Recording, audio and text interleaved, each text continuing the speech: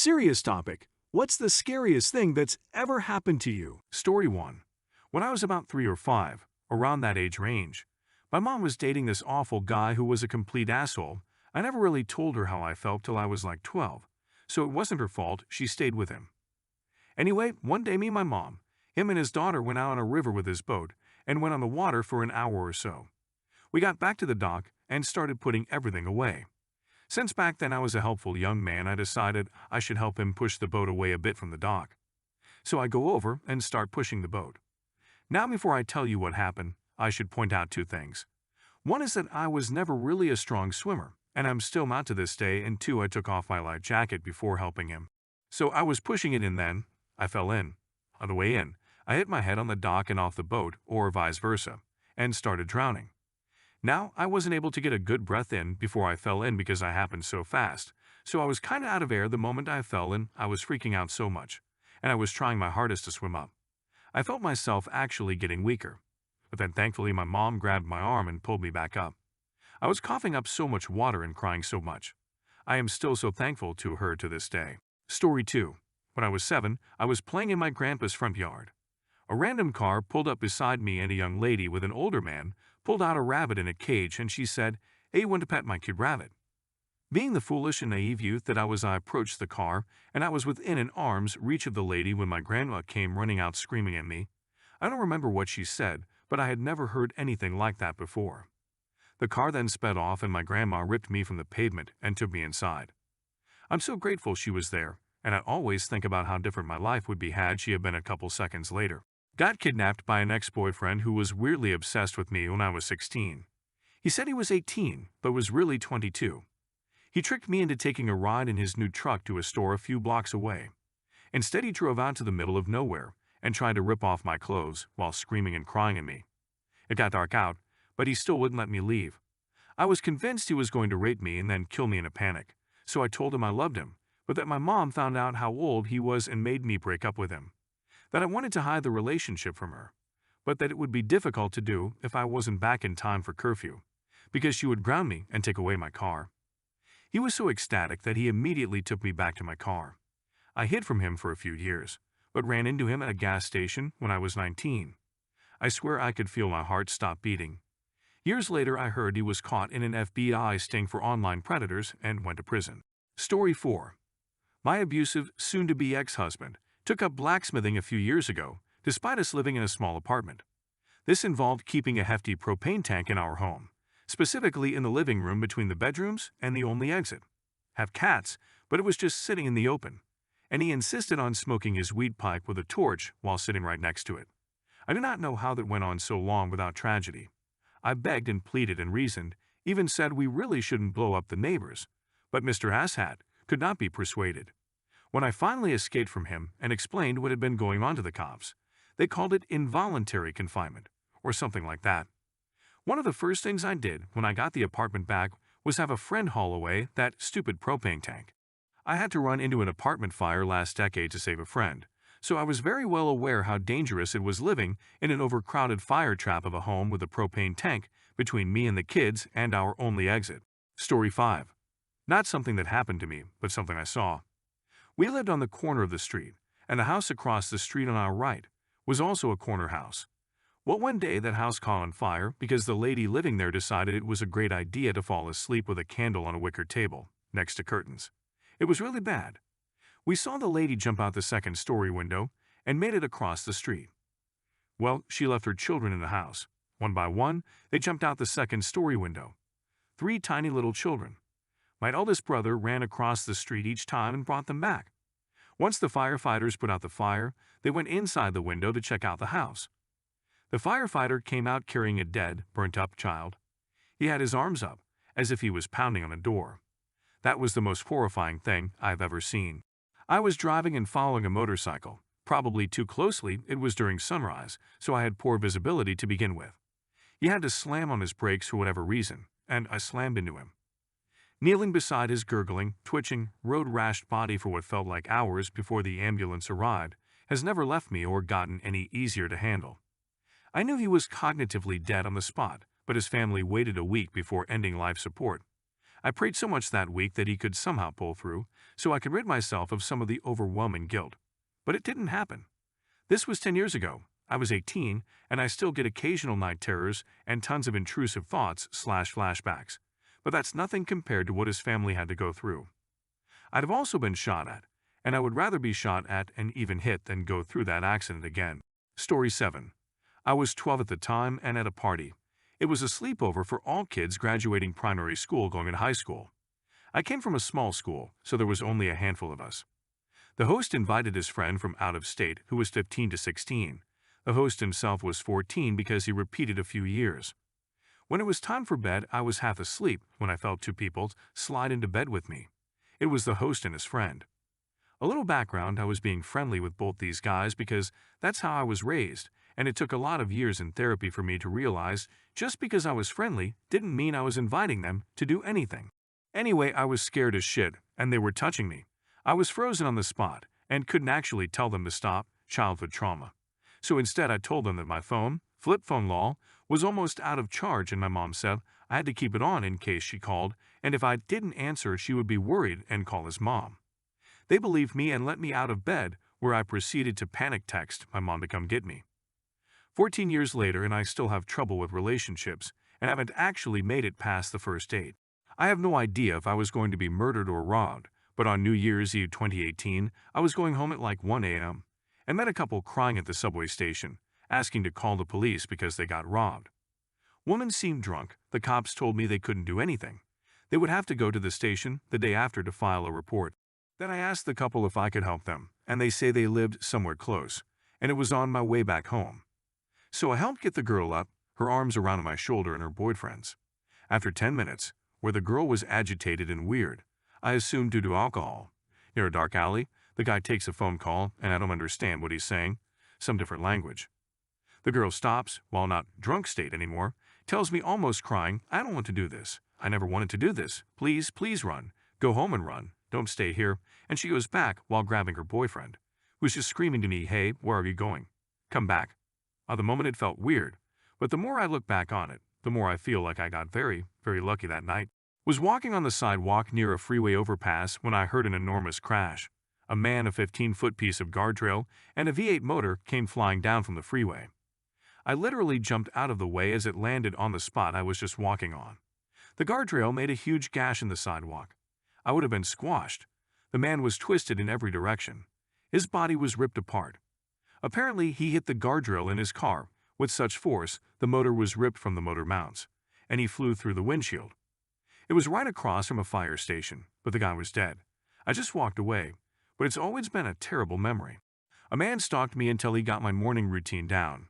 I would wake up at 5, see my spouse off, work out in detached garage-type room for 2 or 3 hours, take our dog to the park, then work in the garden or house until my spouse came home in the afternoon. That morning, my husband decided he wasn't going to work. He woke up before me and left me in bed to sleep in. When he let the dog out, he noticed the door to my workout room was open ajar, but didn't notice anything else wrong, so he closed it, called the dog, and came back inside to play video games. The guy had been waiting for me in my workout room. He had heard someone come out, so he checked the back door and it was unlocked. He came into the house with his shoes off and his pants and belt undone, and had taken one of my knives from the kitchen drawer. When he rounded the corner to the living room, my husband and dog were there between him and me, sleeping nude with the door open in the bedroom. They were taken totally off guard. The dog went into murder mode, and my husband grabbed him and opened the door to get the guy outside and call the cops. Everything happened so quickly. It could have all gone down so differently. Story 11. When I was about 13, I was walking home from the gas station. I always took backways or alleys. At some point I realized that I kept seeing the same vehicle off in the distance behind me, even though I was kind of zigzagging around. It was enough that I was on alert. I panicked and took a sharp turn and hid behind a dumpster. I could see them coming down, driving slowly as they had been the whole time, and then I saw some brake lights and one man got out. I just remember sprinting full force and very much on the main road, all the way home and locking the door and just being filled with fear, because I also knew both parents weren't home. I always tried to reason with myself that it was a coincidence, but I'm not so sure it was, and I'd have bad dreams about it for a very long time afterwards. I also never took backways ever again, and it took me almost a year to feel safe walking anywhere alone again. A friend of mine was drinking and decided to pull out a revolver, while we were sitting around talking. Unloaded the gun, but in a drunk stupor decided to replace one bullet and play Russian roulette. While trying to take the gun from him, he points it toward the ground and says it's not loaded and pulls the trigger, hitting me in my left leg. Blood was everywhere, but luckily we was only 1 block from the hospital, and I immediately rushed out and flew straight there. They believed I was going to lose from the knee down, but after a second opinion and a transfer to a better hospital, there was minimal damage after surgery and a couple months recovering. I retained 100% use of my leg. Thank the Lord above, never talked or hung out with him again. Never hang out with drunk idiots or idiots in general. Stupidity and guns don't mix. I was 11 years old and in a hospital. My roommate comes up to me and introduces herself, and we kind of chat. Then out of the blue she says she loves me. First time meeting her, after 10 minutes of conversation. I was scared and didn't want her to be mad, so I said I love her too. Bad choice. She then says, let's get laid. I'm 11 and pretty innocent still, so I say no. She goes all right and then gets up, goes really close to me and whispers, fine, crabhead. Tell anyone about this and I'll screw you in your sleep. Then about a month after this, she has continued to be like this and life is hell. She beats my ass for no reason, calls me every name in the book, and still threatens that. Anyway, one day she insults me and I insult her back. Another bad choice. I was in the bathroom after a shower, and she rips the door off, grabs me, slams me against the wall, and gets really close to me. I'm like, hell, I know exactly where this is going, and I managed to get away.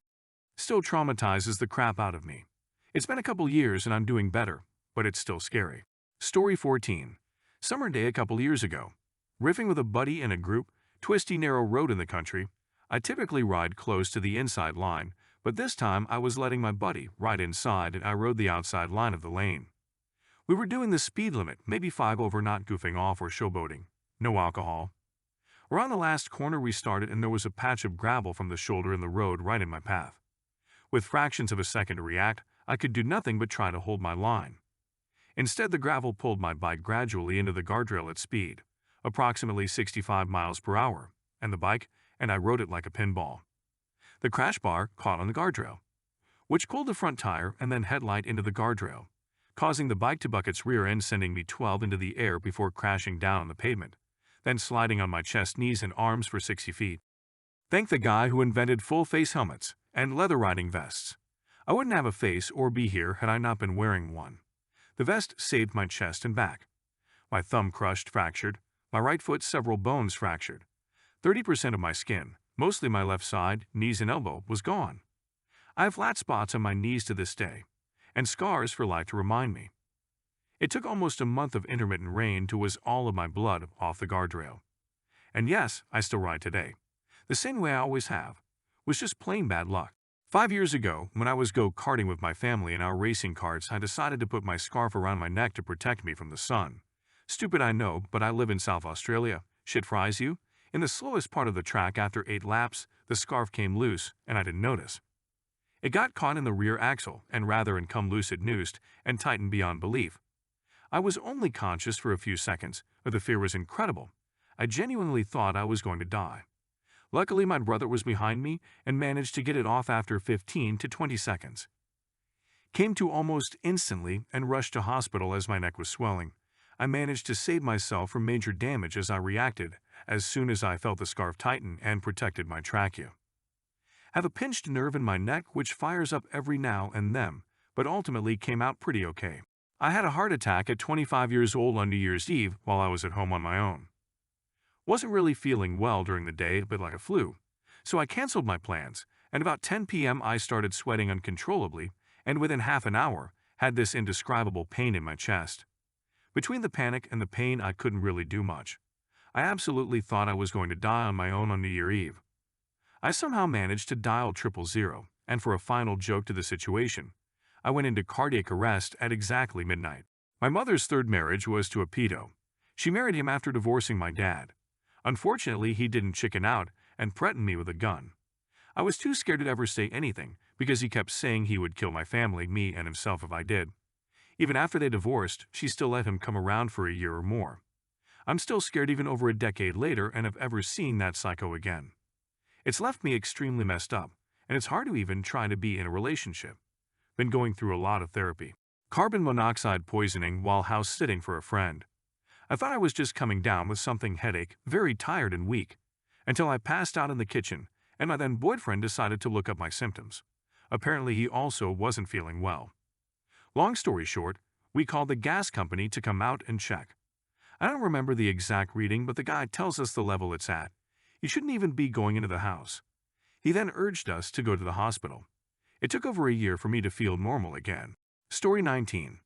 I was getting into my car. I was approached by two guys asking for change. I played dumb and started the car. One branded a knife, the other a gun. I put it in reverse and tried to run them over while the guy with the knife tried slashing the tires. Dropped my seat back so that if the guy with the gun shot, he wouldn't see my head as a target, and sped off for 2 blocks before putting my seat back up and drove straight to a police station. Took a couple of cops to where this happened, but they didn't really seem interested in looking for anyone and basically told me that shit happens. I nearly drowned my first time down a water slide, and nobody noticed. I knew it was a bad idea to try that slide, since I could hardly doggy paddle. Got disoriented when I hit the deep water at the bottom of the slide and lost track of up. Started doing that ladder climbing motion trying to find up, but was going sideways into the shallower water. Crashed into something, climbed up it in total panic, and calmed down after mostly getting out of the water. I was perched on my friend's shoulders and the water was shallow enough to stand in, so she thought it was hilarious.